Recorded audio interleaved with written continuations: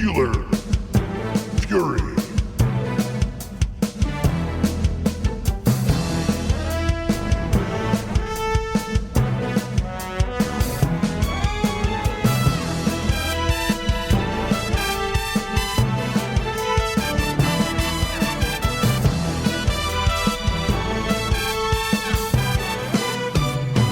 SteelerFury.com.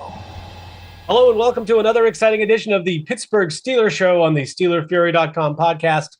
I'm your host, Wil Masisak, also known as Bradshaw to Ben, sometimes as Accidental Zen on Twitter. And I'm just here to tell you this is episode 5 of our week-long series. Every night this week we've had a show on the Steelers draft and on the NFL draft in general. We started with talking about Steelers needs in their offseason in the first episode. In the second episode, we talked about the top of the draft, who's overrated, who's underrated, this kind of thing. The third episode, we dug deeply into the sleepers and small schoolers and way off the radar prospects that we like. And then last night, we did a rebroadcast of our interview with Gannon quarterback Korey Karbowsky, who is one of our favorites here at the show. Tonight, the pièce de résistance, our annual Steelers mock draft war room, where we will go through and bandy about prospects for each pick of the Steelers draft this year, and we will make a selection somehow, reaching a consensus, I'm sure, through the means of possibly some Zen or some battery. I'm not sure exactly how we're going to decide. Rochambeau, but we will get it done, and hope you enjoyed. It's going to be a ride, so buckle up for this episode. I turn it over to our host and star of the show, Jeremy Kohlman. Hello and welcome back, Steeler fans. Welcome back to the SteelerFury.com pre-draft extravaganza, as we like to call it here. Extravaganza. Yeah, I like that. I like those sound effects there, Will. Yeah. But welcome back. The Steelers have 7 picks currently. 1 in round 1, 1 in round 2, 2 in round 2, with pick 32 and 49, rounding it out with pick 80 in round 3, pick 120 in round 4, and then we've got some very late draft picks. A really, really long wait. Yeah, the long sleep. Before we pick again at the back end of the 7th round, courtesy of that trade with the St. Louis Rams, gifting us Allen Robinson for half price. So thank you, Rams. Solved a little bit of an issue there. So with that being said, let's kind of jump right in. Just quickly before we get started, Mm-hmm.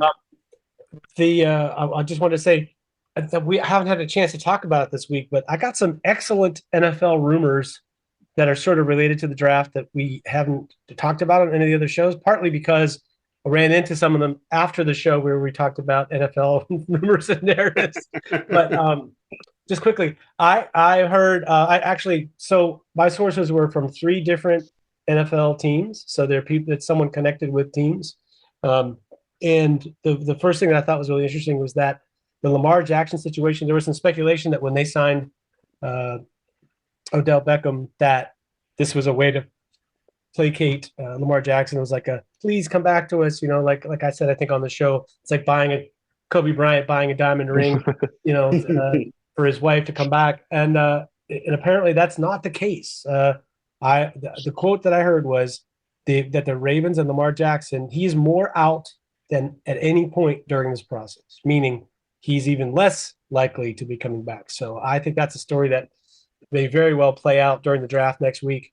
But don't be surprised if the Ravens make a change at quarterback and do something with Lamar Jackson that doesn't involve re-signing him and having him come back to the team. So maybe they'll come down off that 2 first-round picks and agree to like a first-round pick and a player. But it looks like Lamar Jackson is at least for the moment on the outs. The other thing I heard was that multiple teams have Jonathan Mingo, the wide receiver from Mississippi, as a first-round pick. So do not be surprised if he goes in the first round. And it's like, if you think about it, the analytics teams will be really against the idea because he wasn't like that guy that was their dominator with all the stats. His counterpart, he's always had somebody around that caught a lot of passes as well. But he's a very the stuff that doesn't necessarily show up on the stat sheet. He's a great blocker, very willing blocker, very physical player, and one that probably has an NFL, body and skill set to start. So he may have some early success. Anyway, those are two things. And then the last one this was a bit of a surprise to me. I mean, I like the player, and I probably thought I had him higher than most, but that Matthew Bergeron maybe tackle 1 or 2 for several teams in the NFL. He's another one to not be surprised if he goes earlier than you think he's going to go. He's the tackle from Syracuse. And I know we're going to talk about other guys during the course of this draft, but I just had to get some rumors off my chest. That's all. No worries. Those are some good nuggets heading into this exercise potentially. The Lamar Jackson thing could definitely shake up the top of the draft order. So that'd be very interesting, see if Baltimore does come down. You could see a myriad of teams be like, hey, first round pick for Lamar Jackson and someone else, we'll take that over, kind of the uncertainty you get at quarterback kind of past your top 1 or 2 guys when you start talking about Will Levis and Anthony Richardson. But that being said, round 1 could be very interesting this year. Other rumor is you might not see a quarterback go 2. The very big rumor out there right now is, Adam Schefter's floated it. Been a few guys out there. Bryce Young seems to be the favorite now to go number 1 overall. Stroud just might fall just a little farther than people are expecting. And to much of my Indianapolis brethren, that is words from the mighty above coming down and saving their drafts. So, it'll be very interesting to see how the top half of this draft figures out, just because it'll impact, a lot of different things, players falling, players not. So with that being said, let's kind of get into our mock war room exercise here. As you guys know, in the past, us 3 will kind of debate picks. We've got a simulator going here that's going to help us kind of decide who's available and who's not at certain picks, so we can debate who the players who are available, so that we're going to kind of let the draft simulator tell us who's available and who's not. We're all going to be arguing for different points. I expect us all to kind of take on the jester role at times to kind of throw shade at people's players or pick. Besides which, there are times when the other guy's pitching a player that you really think is the right pick, but you still have to come up with some names and make it fair.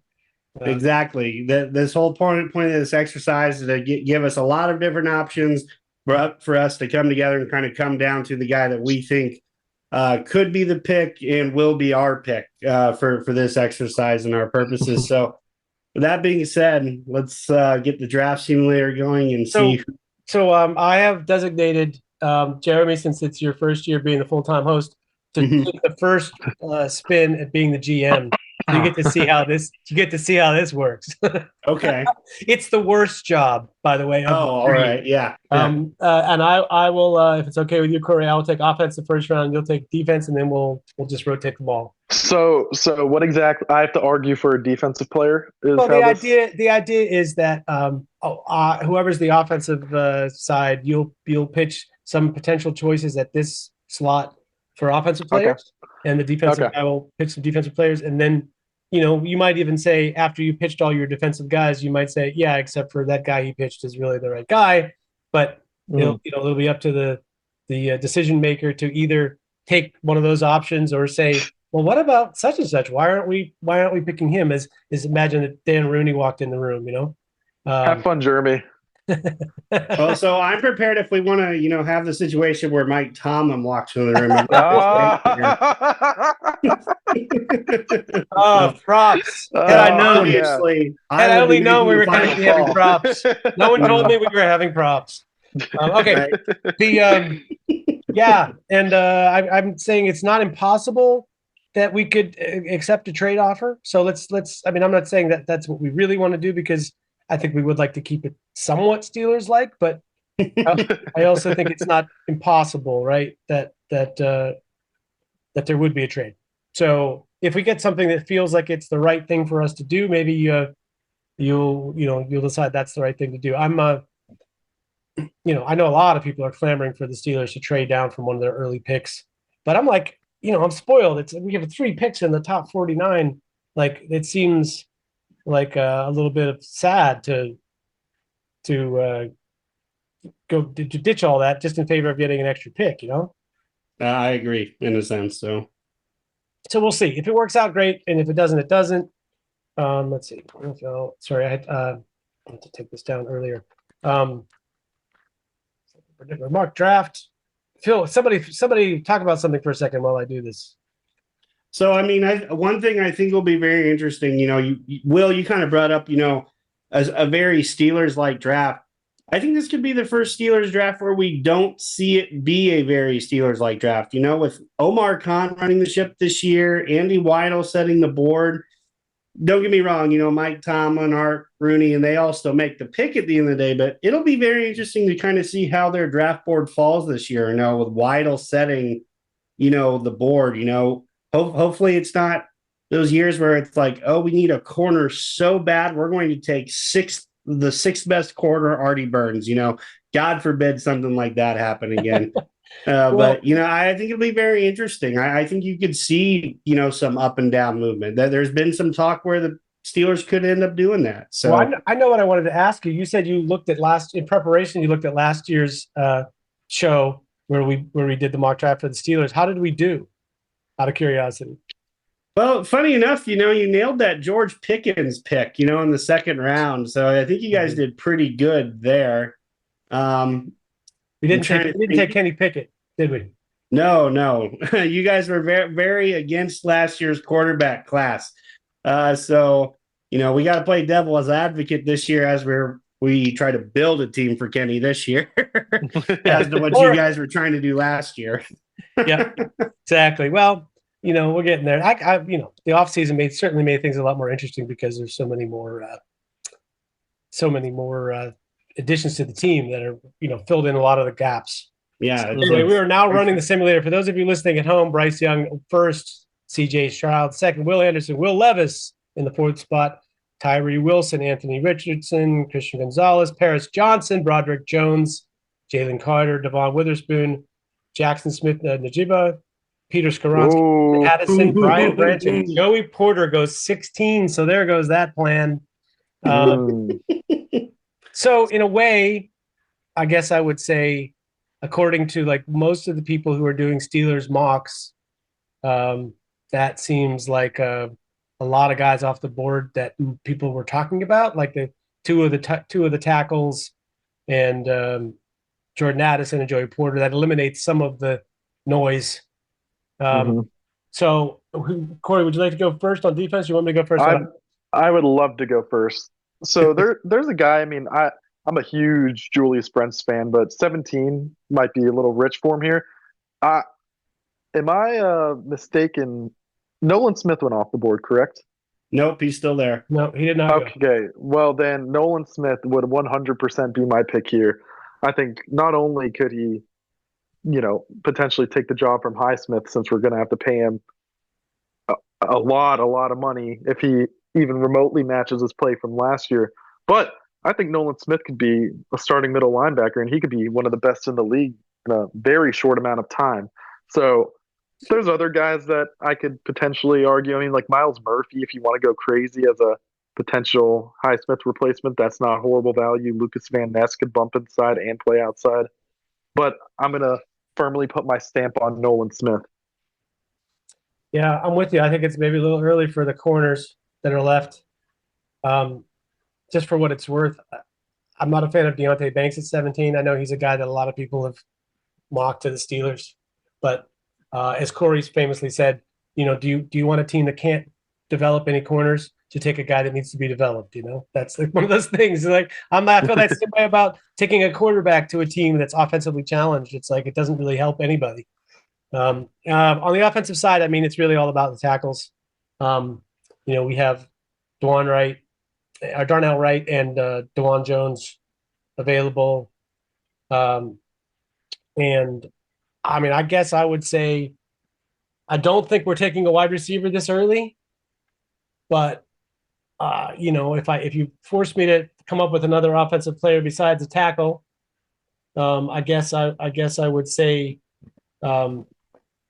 Zay Flowers. I think there's definitely holes in his game, but there's a guy that could end up being the idea of having Zay Flowers on one side and George Pickens on the other side, and flip-flopping, maybe with Deontay Johnson, if you keep him, that sounds like a ridiculous receiving core on one hand. On the other hand, there's some concentration drops and some sort of apparently he did not interview particularly well. I guess I heard from one team, one of the rumors I didn't share yet is that his interview was unbelievably and instantly aggressive.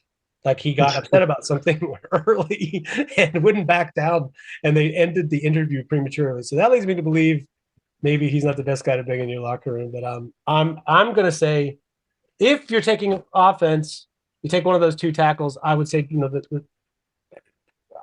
going to be almost impossible to decide between them. Darnell Wright is probably the best left tackle in this class.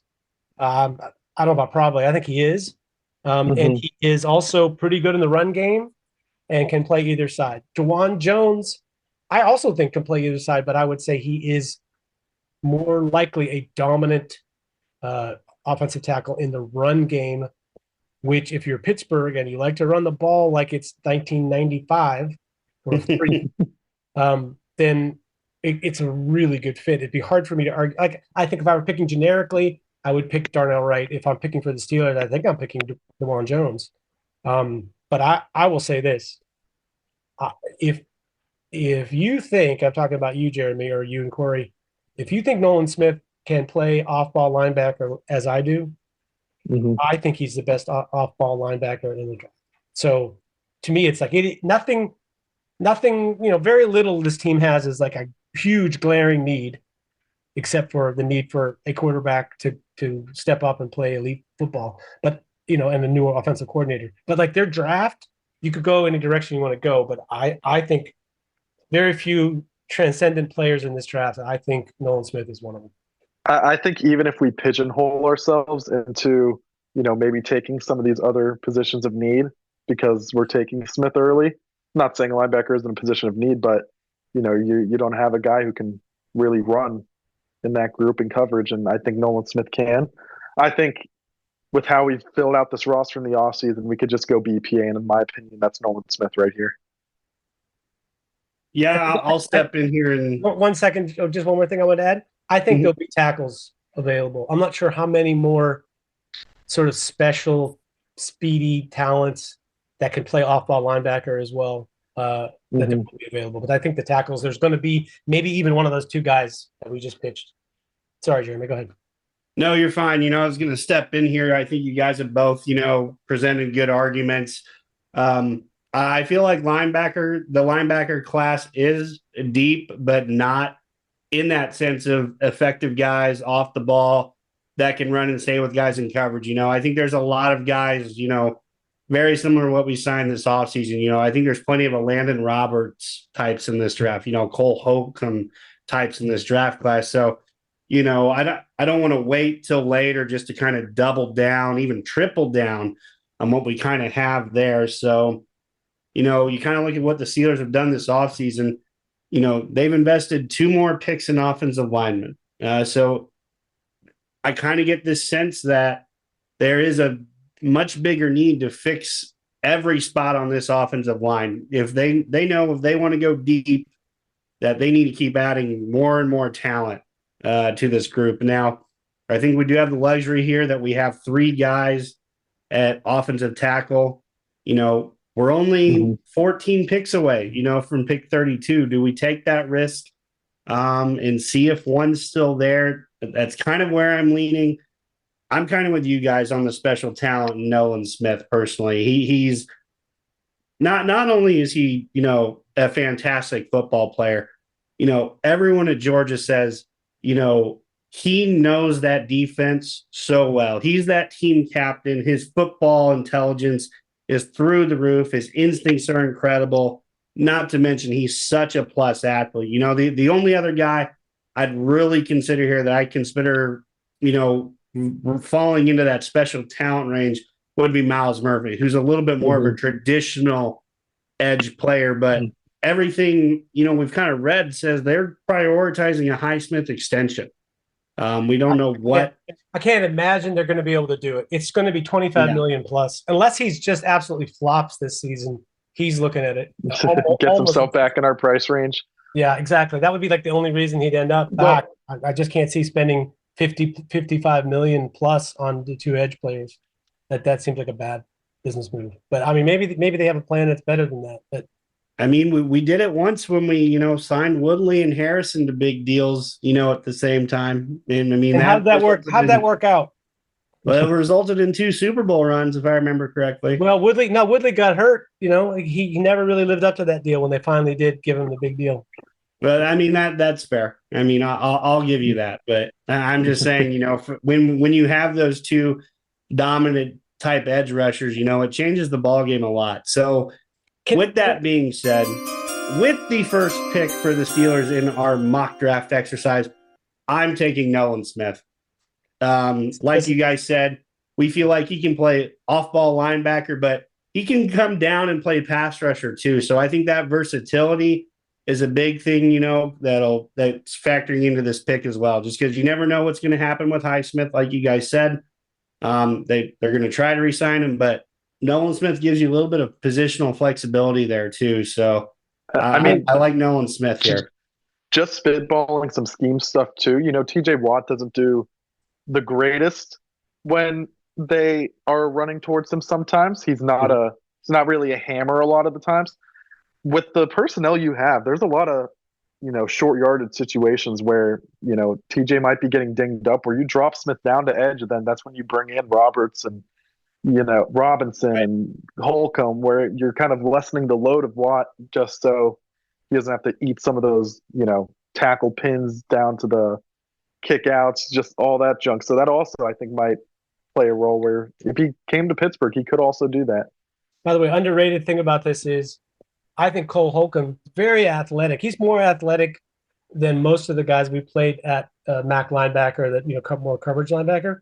But he's really he's a buck that's athletic. We've never had that. I mean, that's like way back in the day to get somebody like that. So you're now, if Nolan Smith takes some snaps at Mac, you're putting Cole Holcomb in a position where he's even better than he would be, where he's probably going to end up starting this year if we don't add to the scheme. So you basically now got a super athletic off ball front with 2 guys that can blitz and pass rush. Cole Holcomb's an underrated pass rusher, one of the best blitzers in the league. So I love the move from that standpoint. So good choice for your first choice. I have to admit I gave you a layup, but it's all good. Which way do we rotate? Oh, so next up, Korey will be the Conlon. Jeremy will be the offensive coordinator, and I'll be the defensive guy. And okay, these are some big picks coming up. I don't know if I'm going to read every pick. Cam Smith, Miles Murphy, Bijan Robinson at 20, Deontay Banks 21, Quentin Johnson, wide receiver, Kelly Ringo, Michael Meyer, Lucas Van Ness, Isaiah Foskey, Brian Brisset, Will McDonald, Jamar Gibbs. Will McDonald might have been a target, and poor Corey. Darnell Wright goes 30 to Tennessee. Anton Harrison even 31. So 2 tackles did go, but only one of them was the one that we pitched earlier. So here's the deal. You got a trade offer. Do you see it? No. It is you can't see the screen?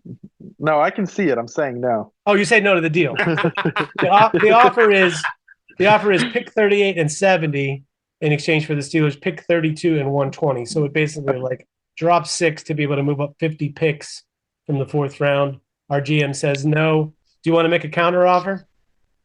Would you go down to 38 for an extra pick, like in the, They could give me a first next year. I'm not moving off the player that I'm thinking of right now. All right. Well, you got to get pitched. So yeah, I think I get to go. I think I get to go first. So I'm on the defensive side. Yep. I'm gonna say we picked an inside linebacker. So Trenton Simpson probably not on the board there. And I kind of doubt we're going to even go to a different kind of linebacker, like you could do Darian Henley. But we know we've added so many linebackers and guards in this draft that you got to make a real compelling argument to add any more. The interior defensive lineman, Seika Ika, I think he's actually a better player than he's getting credit for lately. People are so down on any defensive tackle that has to ever come off the field. But those guys can be useful, especially when they are dominant. He was a little more dominant maybe earlier in his career than later. So that's a thing that people use against him. But I think mostly it's just the whole bias against having role players that do very specific things with big bodies. I'm not sure I would personally advocate for that pick right here, but if you love the player, it is a thing. We don't have, basically have one defensive lineman who's over 300 pounds. And I think, he weighed coming out of college 303 Feheko, but maybe he's, more like 320 now. But we don't really have any big defensive linemen, so that's worth mentioning. I think if you're going to go defense here, which I suspect that you're not, because I know where we're leaning. But I would say Adetomiwa Adebaware. Ding! Like an angel gets his wings. Congratulations for pulling that name off. Yeah. I've seen him getting mocked in the first round lately, and it's like I don't know if it's just that people have just discovered that he was like a monster tester and is a big motor player. The opinions are mixed. I know that for instance, somebody who's on the show is not necessarily he likes him, but maybe not that much. I personally think he's another really, like, you're gonna have Nolan Smith with some position flexibility. He's a guy like him. Adebaware is really intriguing because he can be an edge rusher in early downs. He can kick in to be in the nickel, to play the interior. And he did. You don't have to project to see that. That's what he did when he was in college. So, and I just feel like the analytics for edge rushers tell me that he could be extremely successful. If you want to go for a different type edge, Felix, what's the middle name? I know Uzama is the last name. Enudike Uzama from Kansas State is a little bit more. He's closer to where TJ Watt is in terms of the style of player that he is. But he's a big bend guy with length, and he can do a lot of really good things for you as well. Those are two really good edge rushers at this point. I'm not sure any of the other edge rushers who are expected to go in this range suit me or suit the 3-4, suit what the Steelers do, but I like those two a lot. Wil McDonald would be another one, but he went a little while ago, 4 or 5 picks ago. So that's about it. Safety, is still an issue for us. Maybe this is a round early for Chase Brown from Illinois, who's a really terrific safety. J.L. Skinner injured his pec in the draft process, doing the lifting, I think, at the combine. But he's a big dude who can run and play safety and would be an excellent fit alongside a guy like Minkah Fitzpatrick. They sort of fill each other's weaknesses a little bit, like they're good complements for each other. So if you're thinking about safety and you feel it's more important, then that would be it. But that's it for defensive side. So I would say, really, I'm advocating for either one of those. No mention of corner. We'll say again. No mention of the corners. Oh, I'm so sorry. I'm remiss. I didn't color it in with the right color. I'm dependent on spreadsheets at my age. Yeah, like the people, the corner that people think is going to go next would be Cam Smith from South Carolina, but I know that I think Julius Brents is a better cornerback than that, and it depends what you're looking for. If you're looking for somebody that you want to be able to go inside, flip inside and out, Brent's probably not the strongest inside cornerback, but I think he's maybe a top 3 outside corner in the class. So that would be the other thing. So one of those two great pass rushers, or a safety, or Julius Brents. I guess J.L. Skinner, Julius Brents, or one of the pass rushers would be the defensive side. I'm sorry for going on so long. No worries. I'll take over from here. Will, would you mind clearing the search bar on the draft simulator so I can see who else is there? You want to cheat? I see. Okay. Well, in this real exercise, I'm going to know who's on the board, so I don't call that cheating. But Yeah, but it gives you an idea like how soon players are going to go rather than just who's available. But that's okay, man. Right. I'll start off with wide receivers here. We already mentioned Zay Flowers. I feel like he could kind of be a special guy. I know there's some maybe some character concerns there. Very good football player though. I'm a big believer in Josh Downs. Kid is just outright slippery if you want one of those types. But Steelers have an unproven guy in Calvin Austin, so I think I'm kind of willing to kind of wait there. And, with Allen Robinson then adding to the mix now, wide receiver kind of seems like a luxury this early if we want to go offensively. Running back wise, there's really no one here. I feel like the Steelers have their 1-2 punch at this point. Throw a different name out there. If we really wanted to get really run aggressive, Darnell Washington could be a very interesting pick here. He is an outlier for his position, his size, his speed, his ability to block in line, yet go out and be an athletic pass catcher. If we really want to run the hell out of this ball, 3 yards in a cloud of dust type of stuff, he'd make a very interesting tight end, maybe number 1, number 2. Even though I know Pat Freiermuth, is our guy, and he's kind of really seemed to take off last year as far as the receiving end goes too. So he's becoming more of a reliable target, especially for Pickett, as the year went on. He was the safety blanket. So I don't think the Steelers are going to add a tight end there. I think the pick here, if you really want to consider beefing up our offensive line and making it a much better unit, a guy the Steelers have already been after, DeJuan Jones seems like a no-brain pick here.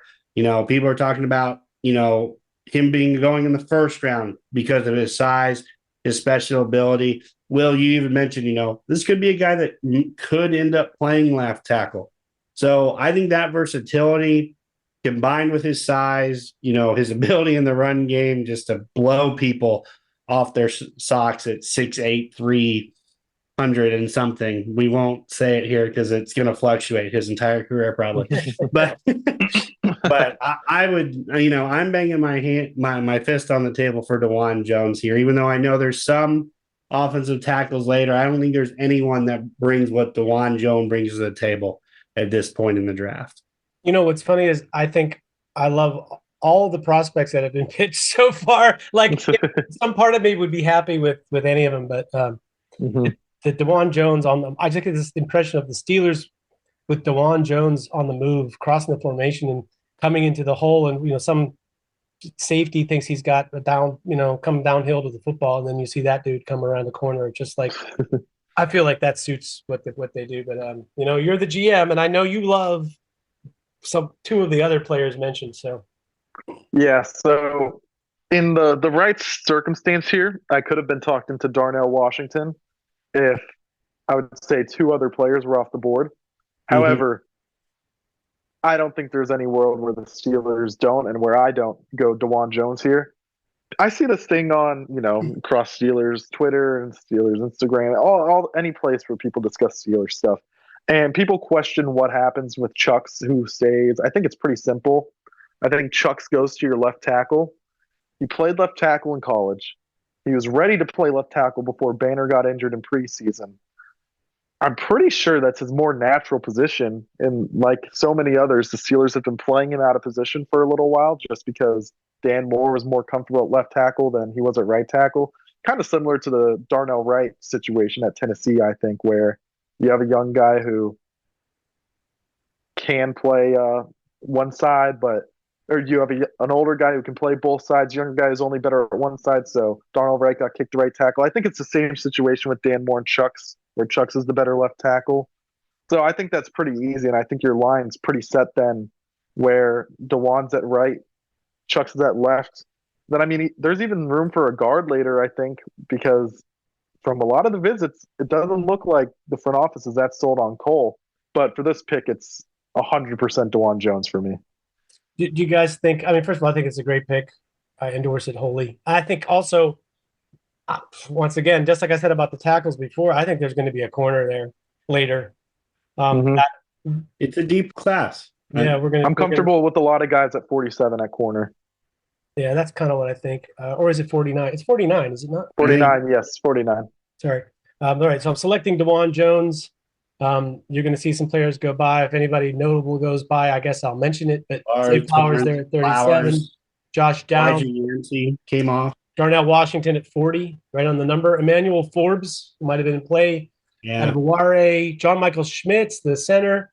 Joe Tippmann, another center. Luke Musgrave and Trenton Simpson. All right, so now I am Conlon. Korey is the offensive guy, and Jeremy is a defensive guy. Yep. It's Korey's chance to go first. So, yeah, I'll open up here. I think that, even though I just mentioned, I just talked about it, I think that there's definitely room to explore adding a guard to this O-line.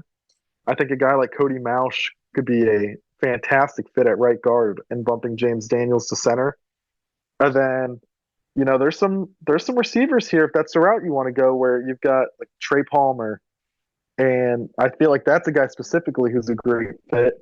But I mean, you could also look at adding a tight end, where a guy like Tucker Kraft, who does a lot of things Pat does, probably a little better inline blocker. Having two guys like that could be a real weapon. I mean, Gentry's a non-factor in the pass game, as hard as we tried with the screens and all that junk. And Connor Hayward does not run many routes out of a traditional inline. So you could actually run a lot of tight end routes, or a lot of 12 personnel, where you have two tight ends in two tight end spots running combination routes. So I think there's an argument for Cody Mauch, especially right here. I think there is an argument for, let me get my sheet, because then I know there's another one. I think there is an argument for Steve Avila here. That's the guy I would really like to see. That's a guy who could play center or guard. So those are the two guys I'm throwing my hat in the ring for. Is it too greedy to think about adding Blake Freeland to play left tackle? No, I don't think so. However, I think I would rather add a guard there. I think I'd rather have Mason Cole and a better, because I think Cody Mauch and Steve Avila are better guards than Freeland is tackle. But at the very least, it's intriguing because Freeland has sky high upside. And I mean, just think about Blake Freeland and DeJuan Jones being your two tackles. I mean, that is so much size. I mean, think of how wide you could set that pocket with nothing coming from the outside. So I think it's worth a thought. But I feel like there is an outside chance he might get there at 72. It's not likely, but that's a guy where you maybe think BPA in the 70s, where I said 70 or 80, late 70s. So that's a guy where maybe BPA at 80 is where you take a look at him. I'm just curious, like I kind of expect with all the moves that they've made, I sort of expect James Daniels to go to center.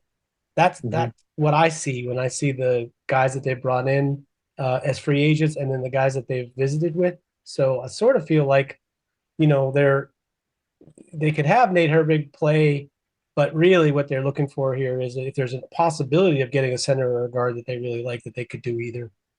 But yeah, it's like I feel like, Weidl or Khan or both came in and they were like, yeah, what we really need to do is rebuild this freaking offensive line. So I wouldn't be surprised if by next year all five guys are changed over from what we had last year. So anyway, sorry. Let's hear about the defensive side. Sure. Are we scrolled all the way up on the board? Yeah. Oh, sorry. Nope. There you go. Okay. So we haven't added a defensive lineman yet. There's a very athletic guy at the top of the board here, Mazi Smith. Is a guy we've supposedly talked to in the pre-draft process. I can't remember if we brought him in on a visit or not. I don't think we did. But, he's the type of nose tackle that could really, help free up some things. He's a 6'3", 330-pound guy who moves really well. My only concern there is he hasn't always sealed the deal in Michigan. He's a guy who disrupts a lot, but doesn't always collect the paycheck at the end. He doesn't always get to the quarterback. He does do a lot of disruption, though. And a guy we've already talked about, if we really want insurance for TJ Watt, Alex Highsmith potentially leaving, Felix Anudike-Uzomah is still here. I think that'd be a really good value pick at 49. It would shore up one of the weakest depth spots across our roster. I think he's that guy. Another edge player that some people are high on. I'm a little high on too. Derek Hall from Auburn kind of seems built to play 3-4 outside linebacker. In all honesty, not quite as sudden as Felix, which is why I'd go with Felix more. But he's on the board, so I felt like I'd mention him. He's a guy who can rush the passer. He does have a little bit of bend to his game. However, we have not addressed the secondary yet. We still don't think we have a good quality starting strong safety yet. We haven't selected a young corner yet to learn behind Patrick Peterson, but both of those spots really need an infusion of young talent. One guy I noticed on the board right away, guy we've already talked about a little bit, Julius Brents. This kid is so stinking good. And I think to get a corner like him at 49 with how he can turn and run at 6'3", over 200 pounds, he just checks a lot of boxes for me. Mm-hmm. He's got good hands. He's got a little more pass breakups to his stat sheet than interceptions, but I think that'll come over time, when he settles into a spot, learns a spot there. Safety wise, a guy I was very high on, a guy who I actually tried to, kind of lure to Indiana when I was there, Antonio Johnson. He's a kid from Chicago, very good player at Texas A&M, kind of plays that slot role pretty well. But I think he can also play deep safety, come down, help out, and support the run. He's another 6'3", 200-pound defensive back. He's more of a safety though, so he's not a true slot corner. He's not a true safety, but his versatility, kind of that the ability to wear multiple hats in this defense, to complement Mika Fitzpatrick. That's very alluring to me. And then a guy who might be a little early here for, guy who I really like Jordan Battle from Alabama. I'm higher on him than I think others are. I like his overall athletic profile as a guy who can really complement what the Steelers like to do. He's a little farther down the board. So honestly, right here, I'd be pounding my fist to get a secondary player. This is a team that needs an infusion of young talent in the secondary. So I would be very okay with either safety here. I'd even lean a little bit more Jordan Battle if we want a traditional, strong safety. I feel like we have guys that, Keanu Neal, who can come down and play the slot, play more of a dime linebacker there. So I don't know if the need for another bigger dime linebacker type in Antonio Johnson's there. If we want a traditional strong safety, I think Jordan Battle's our guy here. Or if we really want to go corner, even though I know corner's deeper in this class, I think getting Julius Brents here at pick 49 would really go a long way to getting a young talent back into our cornerback room with us letting Cam Sutton walk. If they were both healthy, would you take Jordan Battle, or if all three were healthy, you would take, how would rank the safeties for me? Jordan Battle, Sidney Brown, and JL Skinner for the Steelers. Ooh, that's tough because JL Skinner reminds me a lot of what we had in Terrell Edmonds, except I think he's a better all-over athlete. I think he's a better football player off the top of our head. With Edmonds, it was more better athlete, good football player, as to where I think Skinner is a better combination of all of those, to be honest. Personally, I like Battle the most just because I want a more traditional, strong safety, just to kind of complement out the rest of the defense. But I honestly would be okay with all of them. For me, it would go Battle, Skinner, Johnson. Now, let me ask this: if Trenton Simpson was not taking the pick before, how would you factor him, thinking of him as a safety instead of a linebacker? I don't really like him as a safety, in all honesty. I think he's a little too top heavy to play safety. I think he's the run and chase linebacker. I just don't see him doing enough in coverage for me to put him back at safety. I think there's too much tightness, especially backpedaling, for that to be a good fit for what we want to do. The Steelers traditionally have always liked safeties to be able to complement each other, take on each other's role a little bit. And I think that's where Battle and Skinner come out ahead for me because athletically, I know those are guys that can do it. And, they did it pretty well, at their respective schools too. So safety wise, for me, it's Battle, Skinner, Antonio Johnson. Gotcha. Okay. And the one name that I didn't hear mentioned, DJ Turner. How do you feel about DJ Turner? Corner out of I like DJ. I think he's a very good athlete. I kind of worry about combine freaks. Don't get me wrong. I think he's a good football player. I think he tested a little faster than what he plays. So I just kind of want a guy outside that has more size too. I think his size a little bit. I think something you factor with DJ Turner is that maybe he's an every down slot. But if you think of him as, because, everyone wants to think of like the tough guys to guard in the league, but if you think of him as like a Stephon Diggs eraser instead of, Julius Brents as a Jamar Chase eraser, I think that's where you see more value in a guy like Turner, where a lot of slots aren't as good in coverage.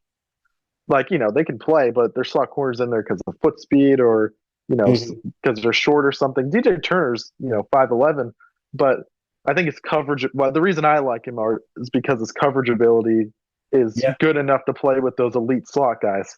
So that's why I'm high on him. But I think I'd be looking Brents here over Turner. But I think there's an argument. Yeah, I just wanted to hear the conversation. I mean, I think slot is very valuable, like a slot corner that's really good at.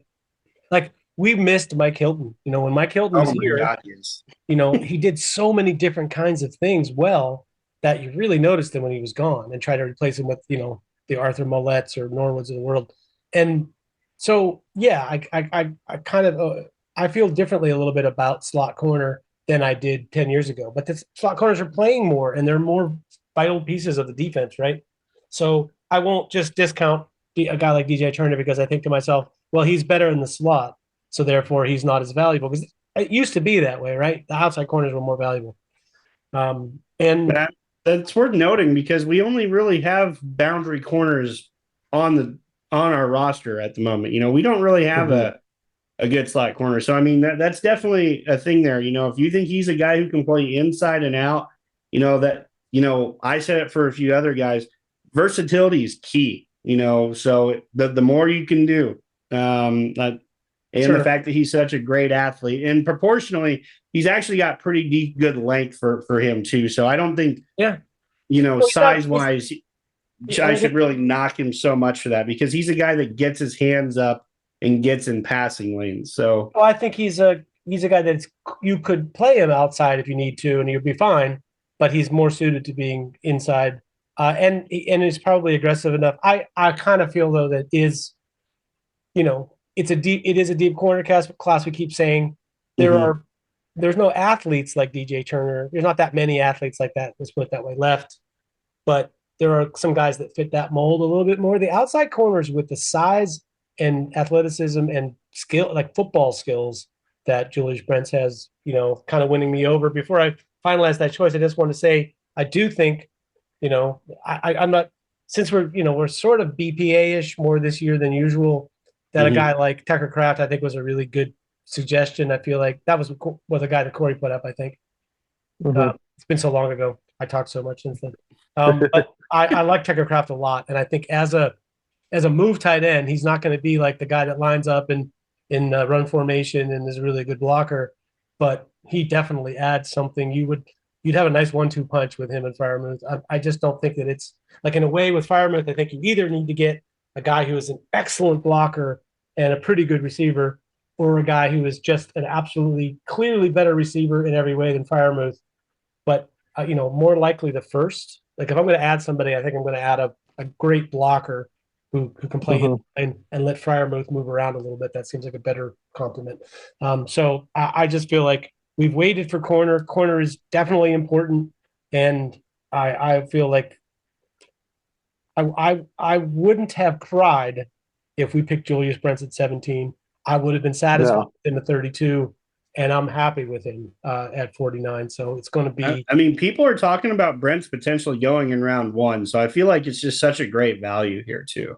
Yeah, And you're on offense, yeah, and it's kind of subject to everyone. I mean, that's the thing is like a lot of the analysts they kind of feed off each other and they rank that they're especially the big analysts they're afraid to rank guys a lot higher than other guys.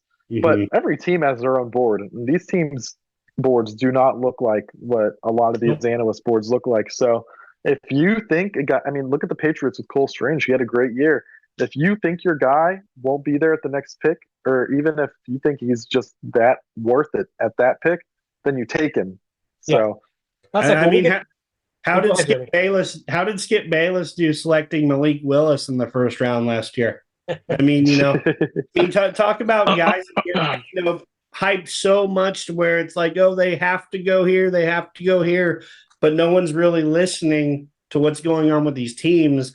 I think there could be a lot of interesting players going round one this year. I think it's a year where there's a little bit more mystery to round one than there has been in recent years. Absolutely. Did you see the Merrill Hodge bit with yes, Bayless? That was the best because he was like Merrill Hodge basically nailed everybody that he talked about in the class, like he just nailed to a T. So that was a very in the Steelers scouting office. Yeah, we like that. I mean, I like Malik Willis after his first year starting. And in the second year, it kind of fell apart for him. And it's like that happens because teams start to see you more. They get a feel for what you're trying to do, and you try to overdo it a little bit. You're trying to prove something. So I do understand that at one point there was some hype there that seemed to be justified. But yeah, I will say it's not like you went into an easy position either, where those were must-win games for Tennessee, and once again, you're sending you send a quarterback who needs to be developed to a team that plays football like it's Neanderthal age, So the guys, you watch wherever the quarterbacks go this year, if they go to a team where they've got some offensive minds that are smart and think outside the box and figure out how to do things and how to develop the player, they'll be more successful. Even if we right now on paper don't think they're the better quarterback prospect. Perfect example, Brock Purdy. Like, watch all the film you want in college of Brock Purdy, and it's like there's some stuff there. He's not terrible, but nobody was looking at that film last year and thinking, "Oh, this guy's going to be like, win 10 games in a row, or whatever." Right? So there were WTF plays in that film, like the plays that everyone knows the like throw backwards. Like he's not doing that in the NFL, but there's a play where he got sacked, and then as he's going down, throws the ball 10 yards backwards completely voluntarily, like. It's sometimes you just never know with these guys. Like you get to the sideline, the coach is like, "All right, so tell me what you were thinking when you threw the ball back." I just want to know. Anyway, so I picked Julius Brents. By the way, when we get to pick 140, speaking of boards, we get to pick 120 rather, and we know we don't have another pick for like 200 picks. We could take somebody completely outside the box there, and it wouldn't blow my mind because at that point, you're considering literally 100 players that you think might not be there. So it's like I'm not going to complain with whoever gets picked at that spot, although I'll complain anyway. It's that's my job. But so Julius Brents is the pick. So far, just for those of you keeping track at home, the one thing I do not like about this simulator is it doesn't show you who you picked. So we've gone. If you click the logo next to Brent's. Next to Brent's? Oh, here. Yep. Well, there you go. They say you can't teach an old dog new tricks. They're wrong. There you go. So at 17, we picked Nolan Smith, the edge from Georgia. 32, DeJuan Jones, an offensive tackle from Ohio State. The nightmare for all defenders in the run game. And 49, Julius Brents, cornerback from Kansas State. I feel like, if you've ever had that dream where you realize that you're playing, in your dream, you're looking at your lottery ticket, and like you got the first number, you got the second number, and you got the third number, and you're like on to the fourth number, and it's like in your dream, you're like, wow, it's amazing. That's what this draft is like right now. So yeah, I mean, we should all be so lucky if they do this well in the first three picks. Okay, so let's see what happens next for the next go round. Let's see here what happened. I'm on defense. Jeremy's GM, you're on offense. There you go. Zoma's gone. Conlon. Oh, I missed you. Great value for Drew Sanders there.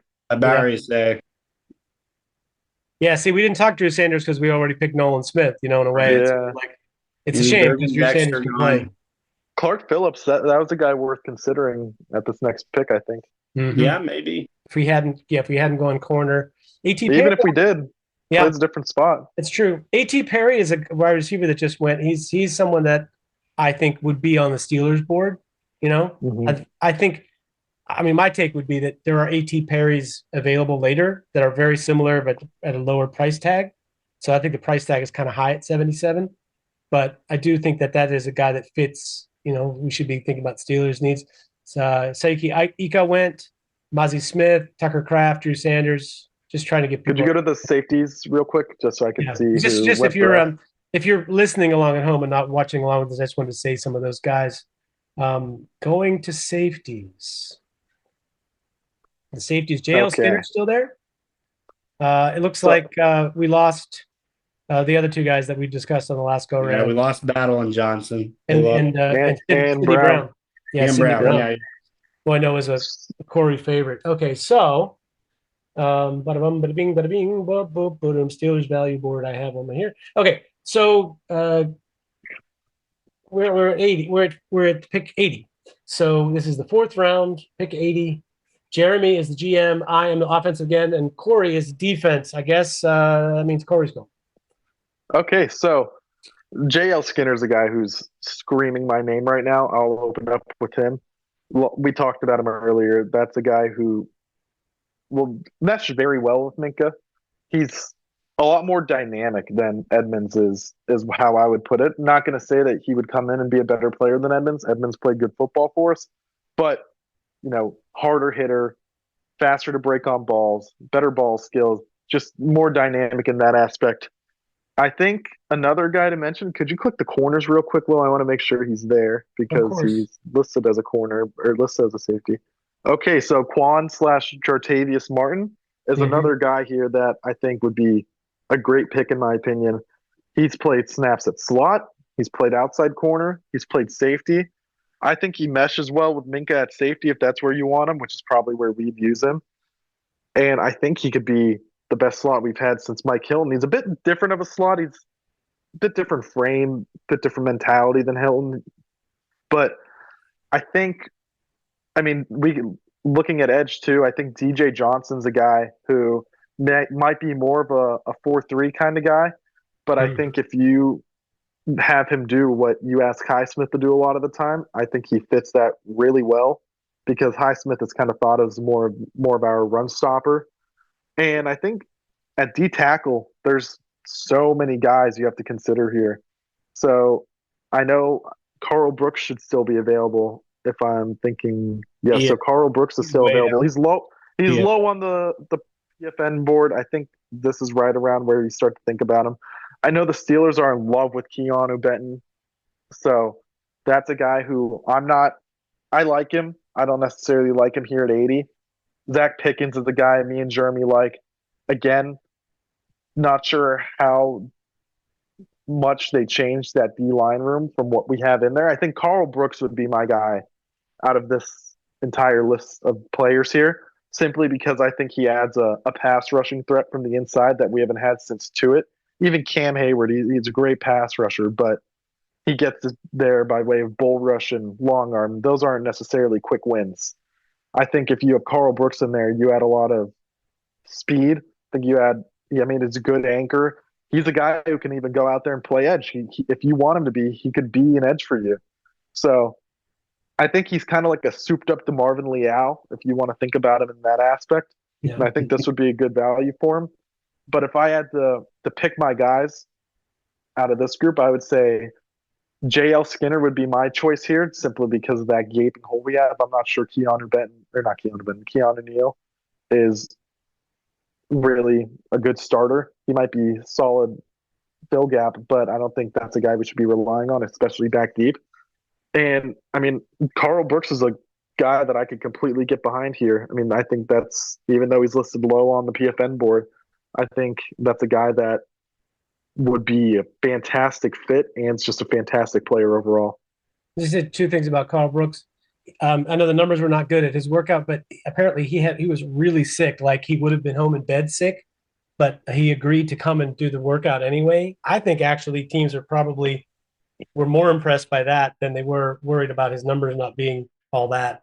because I think it's pretty hard to do drills and go through your workout when you feel sick as a dog. Like I think that would probably add a few tenths to your time doing anything. And the second thing I was going to say is I do think this is a really good draft for guys who offer something similar. Not to say that I don't love Brooks, because I really do, but you have Moro Ojomo and Jalen Redmond, two guys from the Big 12, who kind of offer that same position flexibility. If they were all three used in their career as edge players, as interior rushers, as nickel pass rushers, and with their hand in the dirt, going against guards, and all had some success with that. And they're all slightly different from one another. Like Carl Brooks is more likely to kind of bowl you over. Redmond is more of like a quick first step guy to win at the immediate on the battle, and Ojomo has a little bit of length to him, maybe more suited to five tech in Pittsburgh's scheme. But it just feels like add that to Adebawore, feels like you have a nice group of guys who offer you something in a league where there's a lot of nickel pass rushing to be done, and only so many fresh bodies for the Steelers are good at that, because they've, I'm not, like Korey said, he's not sure how much they're going to add the defensive line room, but they, the one thing they don't really have enough of is interior pass rushers. And I guess you could say 99 is that, along with Cam Hayward, but the other guys are not really going to line up there and give you good pass rush snaps in the interior, it feels like. Okay, so I have offense here, yeah? I say you're supposed to be offense, yeah. Sorry, I just was admiring the choices that are available there. It's so much fun to have all these picks in the top 80. Like, yeah.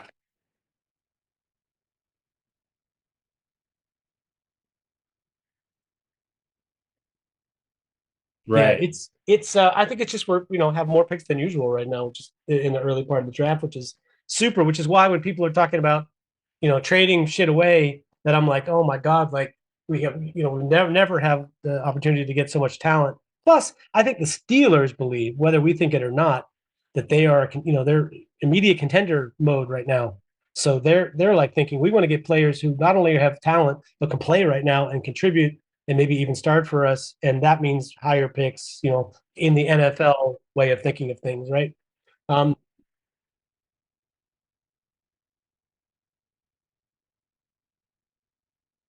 yeah, there's absolutely zero doubt in my mind. I'd rather have the 120, I think.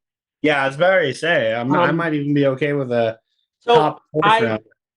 I I think this might be a time where the Steelers might start thinking about wide receiver. I mean, there is a big pile of wide receivers with similar grade for me that are left in this class. I mean, it goes from here all the way down to undrafted free agents. Depending on what style and type you're looking for, I think that there are guys very similar talent level. So that doesn't mean that you have to pick one now, but it means once we get to this point of the draft, then I think it starts to at least become a consideration, because there are still some really good guys left. If you look at the wide receivers available here, Trey Palmer, I love a lot about Trey Palmer's game, and I think he is the kind of wide receiver the Steelers might like. I think, people talk about concentration drops. I think Trey Palmer has the most trouble with actual drops of any of the sort of, wide receivers that have more of a reputation. Super fast, gets open, makes plays, can run with the football after he gets it. But I don't think he is good enough at all of those things to overcome the lack of dependability. I mean, it's some really serious drop issues, like 20 or something. I mean, like that's a lot of drops, especially in college where you're mostly, it's wide open balls. Granted, maybe he didn't have always the best quarterback play around him. Tyler Scott is a guy that I know is a big combine thing, but it's not really my deal. Nathaniel Dell, if we didn't essentially draft Calvin Austin this year already, I love Nathaniel Dell. I think he has a chance to be one of the most successful wide receivers in this class. I mean, he has a chance. He's not as fast as the cheetah, but he's a guy that is scary. He can't be covered in man coverage, inside or out. He was the number one wide receiver in this draft in terms of yards per target facing man coverage, and looks every bit of that. Steelers, I think, will like Jalen Reed. I love Jonathan Mingo. I can't believe he's still on the clock here. Yeah.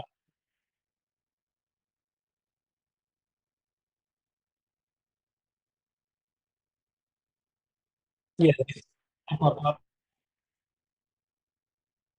To try to be realistic with it. I mean, I would say it's not out of the question at 80, just because there's so many wide receivers that all it takes is a couple of teams to prefer other ones earlier. And then everybody else is like, I'm going to wait, I'm going to wait, I'm going to wait. At some point, there'll be sort of a run on wide receivers. It just hasn't happened yet.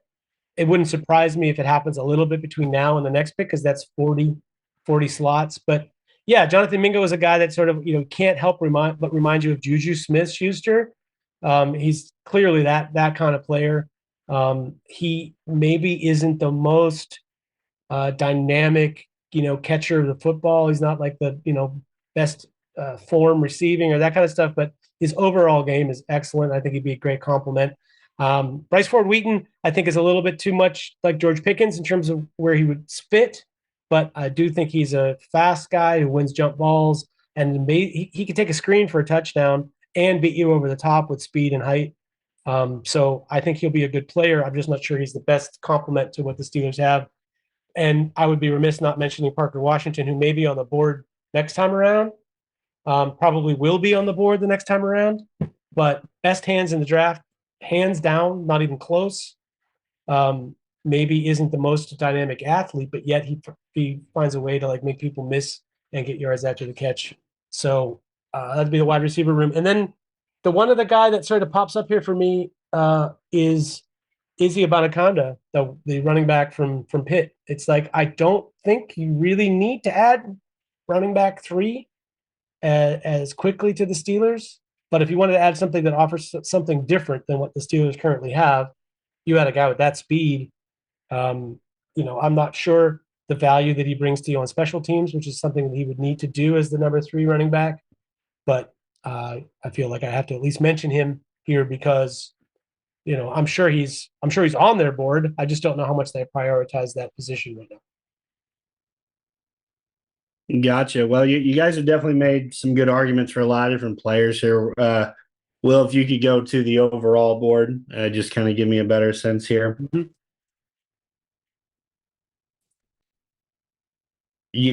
The one thing that's still screaming to me is, well, we need a guy who can like be the safety for years to come. KZ is more of a free safety. He's not really a strong safety. Keanu Neal, let's face it, last year, when he played for Dallas, it was more linebacker than traditional safety. So, I mean, we still don't have a traditional safety on the roster. And Skinner, I wouldn't call him traditional, but he at least has the ability to be a traditional safety with his side, his speed, his athleticism. It's kind of where I'm leaning, but you guys made some good points, for some defensive linemen, a few others here, but I like JL Skinner here. I do. I think we need another young athletic guy to put in our secondary or whatever. Now we've got 3 JL Skinner at 6'3". We've got Jarius Brents at 6'3". Like, we were adding some length to our secondary too. Akella Witherspoon, he's another big long corner. He was a guy I thought honestly was going to get cut this offseason just to get the money saved or whatever.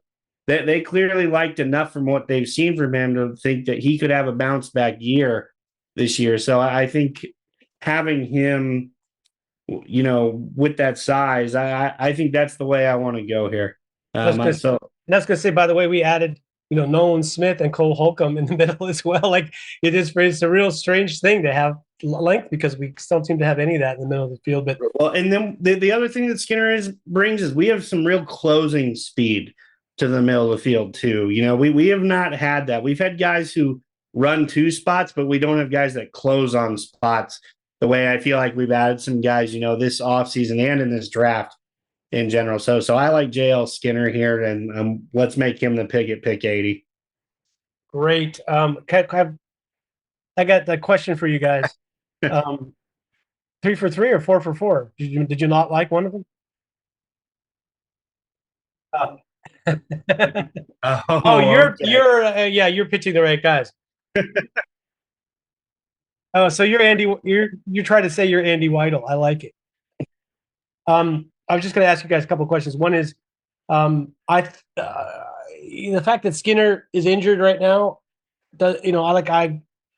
when he tore his pec, it seemed like it'd be like 7 months, and that would put him missing the start of the season.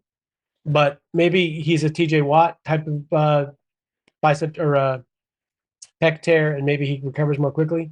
Or bicep. I don't know if it's pec or bicep, but pec is longer recovery, I think. So even so, I think it's still a good pick because you can get by with Keanu O'Neal and rotating a cast of thousands. And they actually have the guy they signed from the XFL last year. Kenny Robinson. Yeah, Kenny Robinson, who played at West Virginia, is not a bad player. Like, he's a step up from what the backup safety situation has been in Pittsburgh for a while. So I hope that he gets a chance. I could see him being a good backup, for them at least. The question I was going to ask you, though, was Kazee. I thought when he got signed that he was going to be the slot guy, that he would basically be the slot corner. And I feel like that's a role that he can thrive in. So in the context of what we've been talking about so far, how comfortable would you be with him being a slot corner if we don't end up getting another slot player?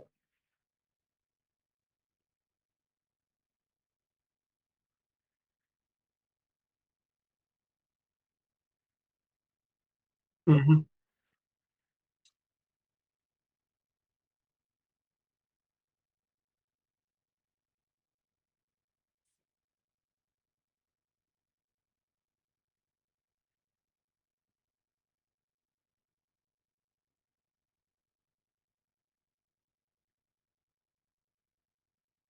Mm-hmm.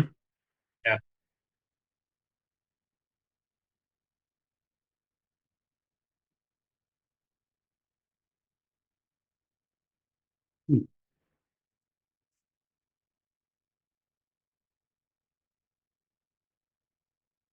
Right. In even before this mock draft that we're just doing, the Steelers' ability to cover big slots has already improved just because their linebackers are better, Right. than they were at that particular role. So I feel like we're addressing some of the long-term issues. Like this team really hasn't had a dynamic off-ball linebacker since Ryan Shazier.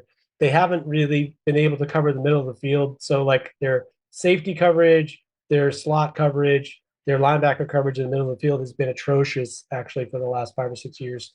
So I think we've addressed some of that. It feels great. The one thing we didn't do that we probably should have done is look at the trade offer at 80, because I'm looking at that next one and it's like 120 to 241. Damn. Like, it would be nice to get an extra pick. Yeah. In between there somewhere, right? Just so we don't feel like there's some guy who's available and we're like, dang it, we're going to miss out, Anyway, so that's for next time. We missed that. Me too. And I think there's a really good chance JL Skinner would be gone if you move back even 5 picks from there. So feels like if that's going to be your pick, it's better not to trade back. Trey Palmer just goes.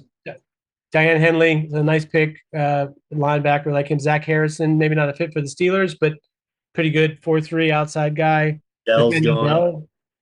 Banaconda. Yeah, Quan Martin goes. Thankfully, someone picked Jacqueline Roy, who I don't like. Yeah. He's a guy in the mock draft exercises. I took in both. Very much like that guy. Yeah. Yeah. Former wide receiver too. And actually the last 4 guys off the board are all guys that would be in consideration for the Steelers in real life at this point. Jair Brown, the safety from Penn State. Xavier Hutchinson, wide receiver from Iowa State. Alex Austin, corner from Oregon State. And Michael Wilson, the wide receiver at Stanford. Those are all guys that would fit the Steelers pretty well. Oh, yeah. Now, here we go. So, wait. I'm all about this. Just for a second. Korey is Conlin. He's Amar Khan and Mike Tomlin. Or maybe we should be like a Conlin Weidel. I don't know. I think Conlin rolls. Yeah. Anyway, so wait, before we get into the offer, just quickly, Korey is the GM. Jeremy is talking offense. I'm talking defense. But we have a trade offer. It's pick 120 for the Steelers.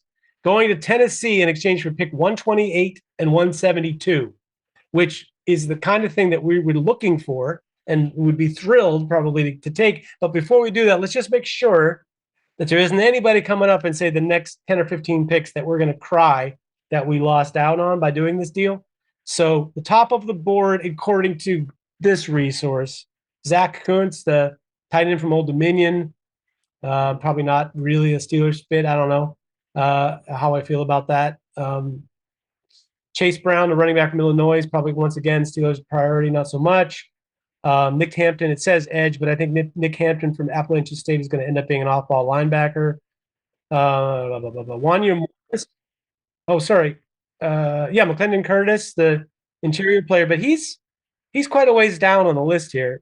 So I feel like it's unlikely that Byron Young has been someone the Steelers have shown some interest in. I thought it was the other Byron Young, the one from Tennessee.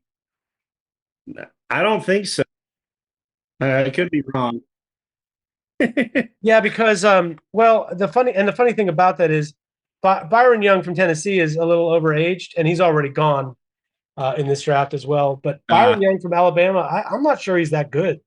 That concerns me. I'm sure they're interested because it's Alabama, and they have this Alabama defensive line connection thing that they got going, right? But he seems to be a space eater, but not necessarily a dynamic player. Anyway, I guess Jeremy, you can weigh in. Jeremy, is anybody there you think you're going to really miss out of the next few picks? No, I mean, don't get me wrong. There's some nice players here, but nothing that I can't pick up maybe 8 picks later. Okay. I think that's the other thing. Even if there are guys I like, I'd take the risk by picking up this extra pick and, probably getting the guy that I might want at the next pick. That's right. I think in real life, the Steelers might try to move a player and get a 6th-round pick or something because it strikes me as almost unfathomable that they would allow themselves to go from pick 120 to pick 243 without any picks. That just seems like a bad business, So we've got a logjam of interior offensive linemen, and some of them, obviously we don't like. That's right. So I'm just saying, it's like Kevin Dotson is still young and he's a starter quality. It's like he may not be our favorite, but he's a guy that has trade value in this range, in the 6th-round range or whatever. So I think it's pretty realistic for us to take an extra pick because they might end up with one anyway. So Korey, you're in charge though. Yes, I'm hitting yes. Andrew Voorhees, the guard from USC. I mean, that would be a phenomenal pick for them. That's a great schematic fit. They need to really revamp that offensive line. So. And here's who we lost out on. Miles Brooks, the corner from Louisiana Tech. Tyler Steen, a tackle from Alabama. Ricky Stromberg, powerful center from Arkansas. Zach Kuntz, the really receiving target, big receiving target for Old Dominion. Wanya Morris, the tackle who I think is actually sneaky good, especially, the worst case, he's a swing tackle for you that has value. Mo Diabate from Utah, who's probably his highlights look good, but he's not necessarily good on every play, inconsistent. And McClendon Curtis, the pick just before. That goes to show you just never know what might go. So we are now, Korey's the GM. Jeremy is talking offense. You want to start, bro? Yeah, if we wanted to make our running back room a little more competitive, there's definitely some guys here that could do that. Sean Tucker is a good back that, kind of got injured in the draft process. Good player. I wanted to spend a pick on him here, though. Bryce Ford Wheaton's here, but we've talked about keeping it a little more realistic. I mean, there's some reports that, he could go as high as round 1 just because of his testing ability or whatever. But and realistically, I think he's gone here. Your guy is here, Parker Washington, kind of a bigger slot guy, great hands. Another receiver here, just to throw out, a guy the Steelers have had a visit with. They've talked to him a few times, a guy who I am very familiar with, Charlie Jones from Purdue. I know you said Parker Washington has the best hands in this draft, but if that's the case, Charlie Jones has the second. Both those guys catch everything thrown their way. They are pure football players that they are the type of slot receivers that I could see Pittsburgh really falling in love with because they're big guys. They're physical, they block, they a lot of different things they do. Jones comes from a more pass happy offense, and Purdue as where Washington came from a more running offense in Penn State. So both of them have plenty of upside there. Let's look at some offensive linemen real quick here, just to see if there is some value with some interior guys. Unfortunately, they separate them by tackles, guards, and centers. So yeah, actually, here, let me just go to offense, and you can still. There you go. John Gaines is a guy I like from UCLA. He's an athletic guy who can move. There's a lot of talk that Olusegun Oluwatumi from Michigan. I'm giving myself a ding there. That was flawless pronunciation. Pretty good. Ding. Another angel got its wings. Yeah. There's a lot of talk though that a lot of people think Oluwatumi is going to develop into a pretty good center in this league. So if we really wanted to add an interior player, if we really are that not content with the group of guys that we've brought in last year to compare to the guys we brought in this year, I think that's an option there.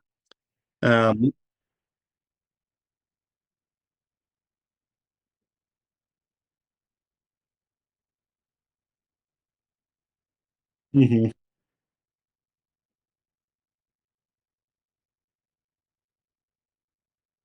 Yeah, Right. it's not a projection. He's a dude that actually is doing it. He was very good at the Senior Bowl. Yeah.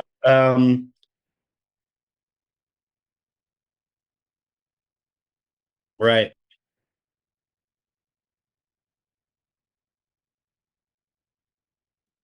Yeah, I was reading to an our article. great chagrin, by the way. Go ahead, District Chairman.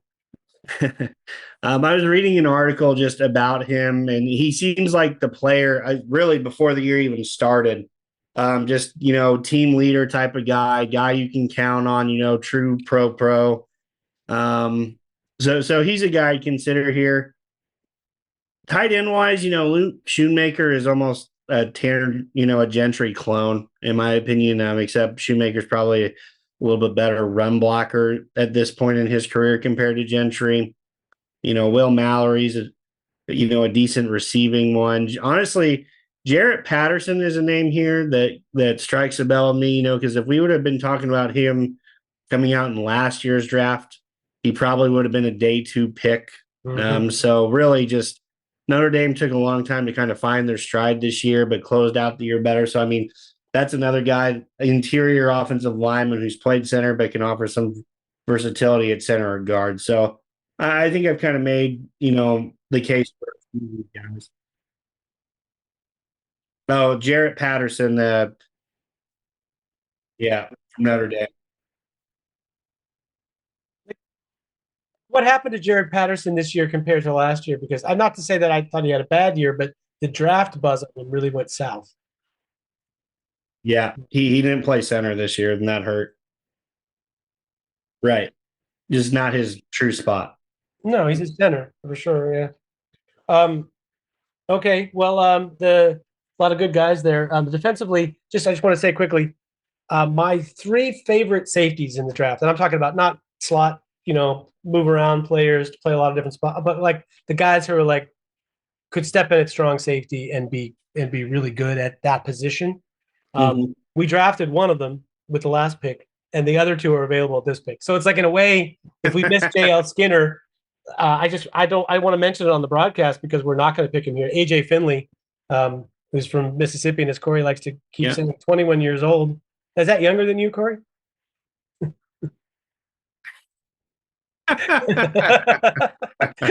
There you go. That's our new measurement. Are they younger than Korey and they're in the draft? And it's just a player. It's a mystery to me that why he doesn't have buzz. He's in the SEC. He starts there in Mississippi.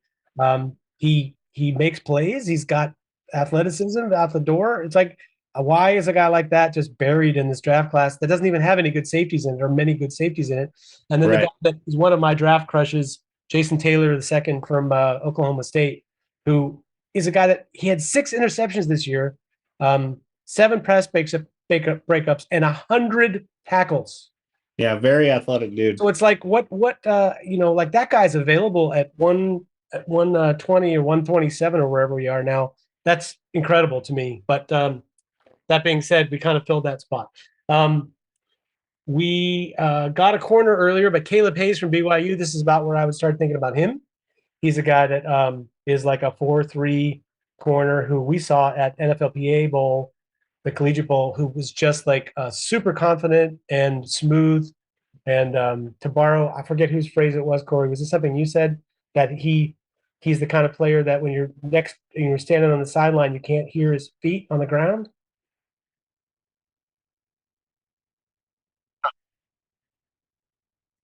Oh yeah,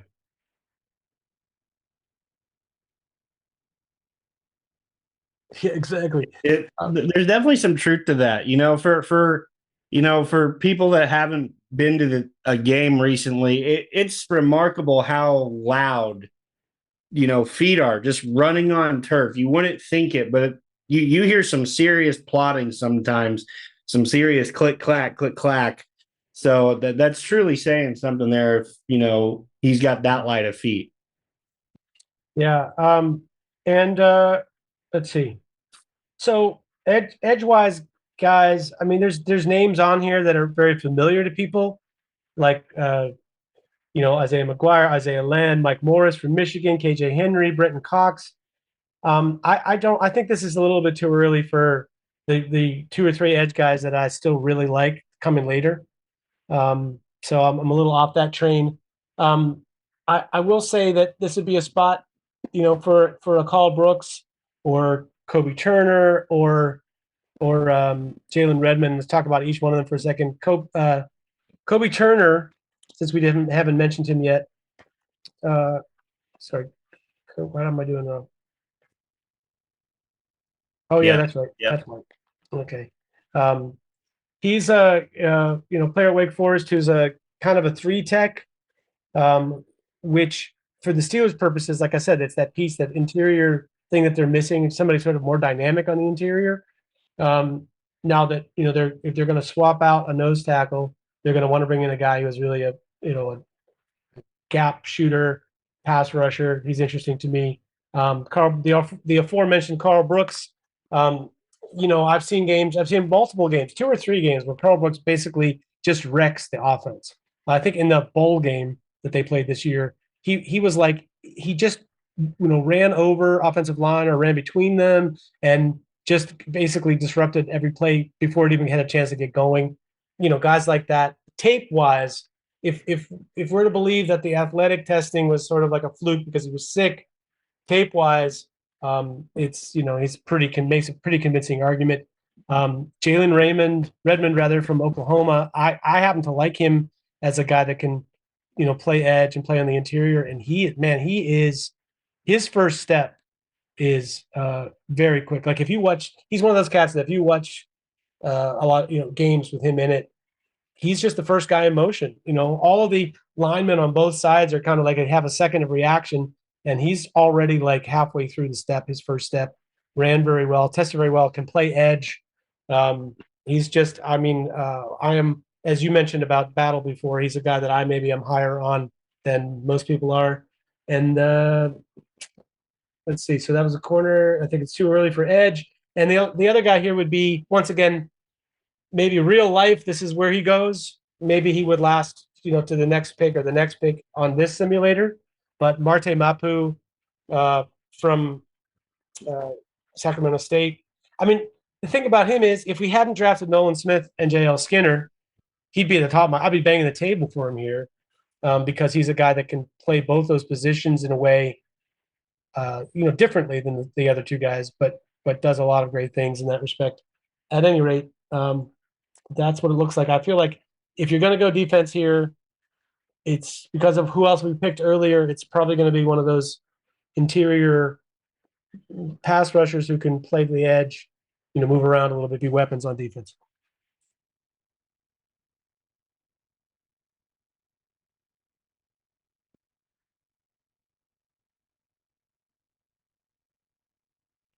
Mhm.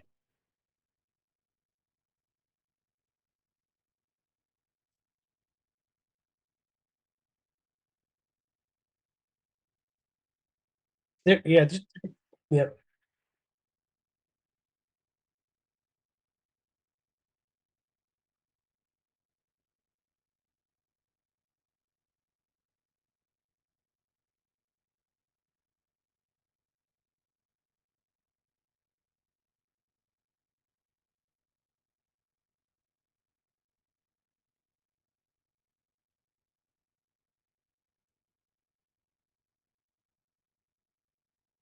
yeah.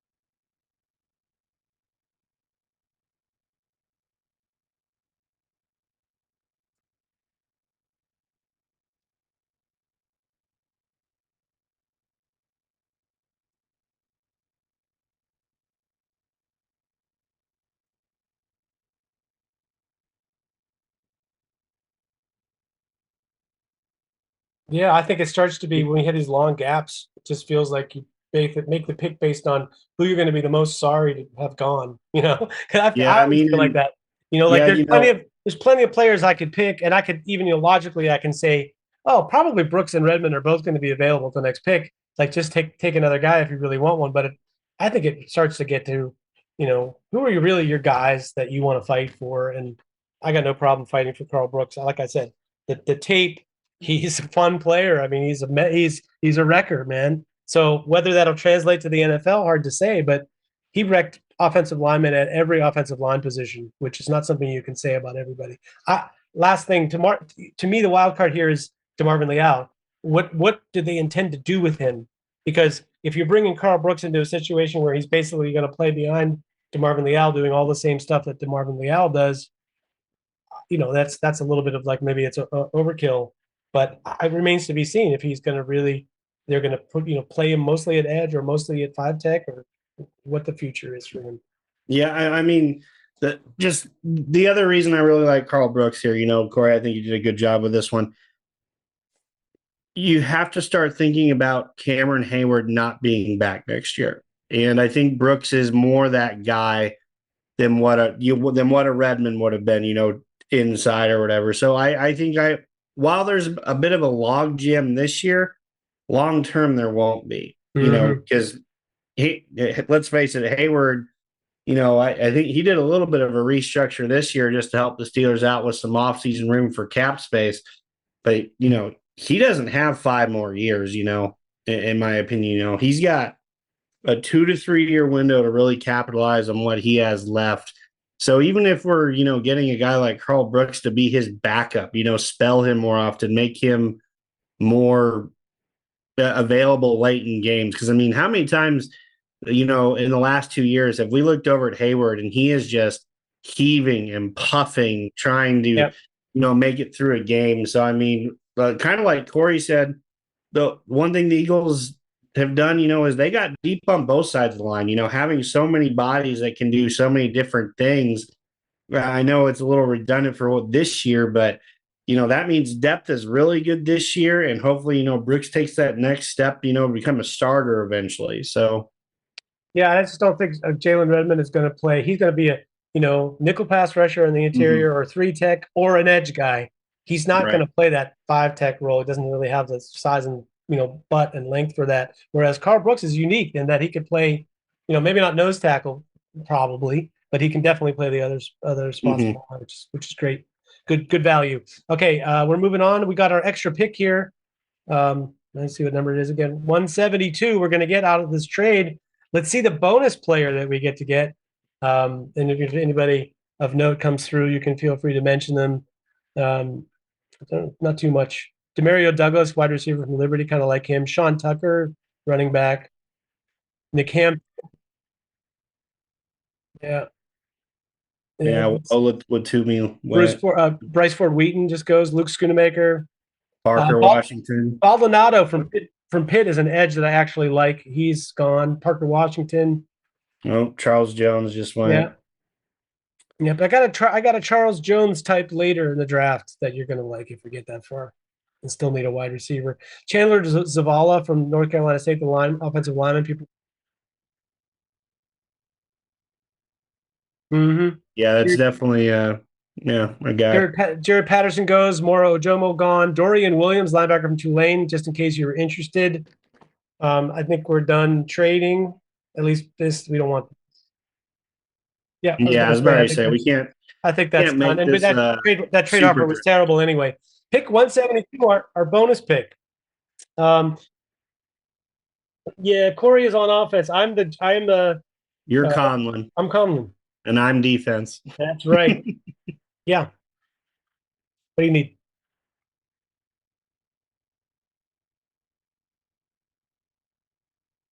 Yeah, but what side of the ball you on offense? There you go.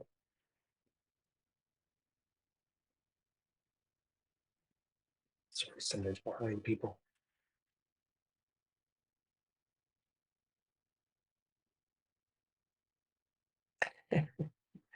I can, sure. I can, sure. Let's move over to defense so I can see who's actually here. Korey thinks he's going to swoop in and give me the thing that I can't say no.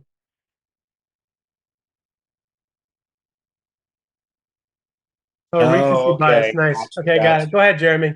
Yeah, flip over to defense for me so I can see kind of who's still available defensively. You got it, bro. Make some cases for some of these guys. By the way, just keep in mind that it's 80 picks before our next pick. So okay. I recommend looking far down the list. You got anybody that you think is not going to be available in the 7th round, now's the time. Yeah, if we wanted to double dip here at corner, two names just kind of stand out to me. Garrett Williams from Syracuse. He's a guy that's kind of battled through some injuries recently, but he's a plus athlete. He can really run. He's another guy with nice size. And then Cameron Mitchell from Northwestern's a good player too. Not elite in anything, but just really good overall player. We've already kind of taken a safety, and I feel like we kind of have a log jam at safety now. And actually, so defensively, another guy that really screams potential is Terrell Smith from Minnesota. Very athletic defender in the secondary. He played some corner. I think there's some talk that he could play some safety or vice versa. I can't remember which one if I got that out of order, but just another really athletic piece to add to the back end this late in the draft. If we wanted to go another edge defender, a guy the Steelers have shown some interest in, Yaya Diaby from Louisville. Very good first step off the edge. Honestly, played a little more like 4-tech, even in Louisville's defense. He actually rushed a little more from the interior, but he's got a plus first step. Another guy, Yazir Abdullah, another very athletic linebacker here from Louisville, ironically enough. Both of these guys have some plus athleticism to them. Robert Beal is a guy who they've shown definite late round interest in, as a guy who kind of has not seen his full potential yet at Georgia, but, bigger, a little bit bigger guy than some of these other guys, 6'3", 250, tested pretty well, but just, at Georgia, if you're not the top dog, sometimes you just don't get to play as much. So, but another talented player in his all right. If you wanted to go small school edge rusher here, Caleb Murphy's a fun guy out of Ferris State. nonstop motor. Kind of reminds you a little bit of Alex Highsmith in that regard, just because of his nonstop motor. Excuse me. So those are some guys. I know Dylan Horton is a guy from TCU that's been catching a lot of ice. He tested better than people thought. Nick Herbig's a guy they've shown some interest in. Kind of a little bit of a lesser Nolan Smith. He's played edge, but might be a little bit more of an off-ball linebacker. But he's solidly well built. Kind of screams Steeler if you've ever watched him play for Wisconsin. Just very try hard, nonstop effort guy who gets to the quarterback off the edge. Does a good job in the run game. That doesn't really offer anything much as far as in the pass game, so to say. So there are some athletic edge types here. If you wanted to double dip a corner, I mentioned a few guys. That's kind of where I'd be, since we've already kind of taken a defensive tackle. We've already taken, as we project Nolan Smith to be more off-ball inside linebacker. We've got a log jam there now, and kind of the same at safety too. So I feel like if we're going defense, this is where we take the chance on another young edge rusher or double down at corner. Okay, Korey.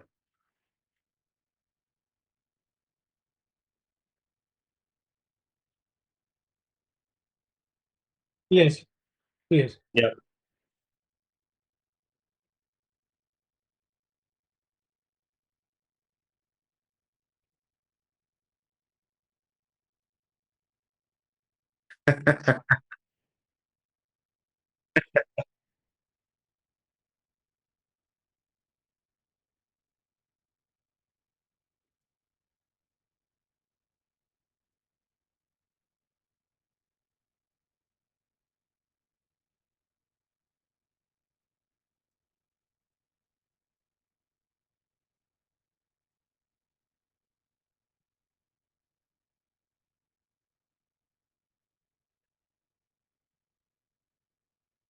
Yeah.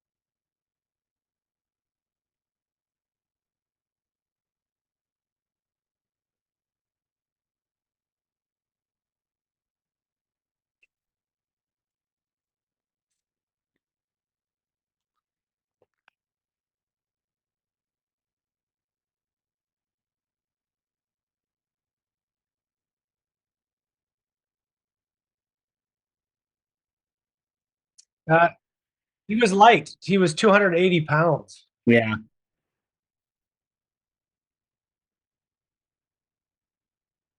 Yeah. Yeah. Well, we would have seen how that would have gone. But he ran. Get this. This number is amazing. 414 shuttle. Yeah, for a shuttle. That's insane. Yes. That's like I would see that to be like, I don't care if it's 260 pounds. A 414 shuttle is amazing. Yeah, so that's you can see there's something there. He's quick. I'm